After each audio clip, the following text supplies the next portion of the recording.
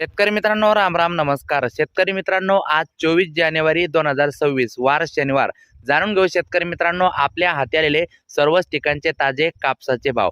तत्पूर्वी आपणास विनंती करतो, शेतीविषयक असो किंवा इतर सर्व प्रकारच्या माहितीसाठी प्रत्येक शेतकरी बांधवाने आपले यूट्यूब चॅनल नक्की एकदा सबस्क्राईब करा. या व्हिडिओला लाईक करा, कमेंट करा, शेअर सुद्धा नक्कीच करा. शेतकरी मित्रांनो, सद्यस्थितीला जो कापसाचा जो दर आहे तर तो थोडासा गेल्या आठवड्याच्या तुलनेमध्ये कमी असताना दिसत आहे. त्याचे कारण काय आहे? CCIची खरेदी आता बंद झालेली आहे आणि त्याचबरोबर CCIकडे जो खरेदी झालेला कापूस आहे तर तो CCIने विक्रीसाठी काढलेला आहे आणि या गोष्टीमुळे म्हणजे काही दिवसाकरता कापसाचे जे बाजारभाव आहे तर ते थोडेसे स्थिर होताना दिसत आहे, किंबहुना थोडेसे काही ठिकाणी खाली येताना दिसत आहे.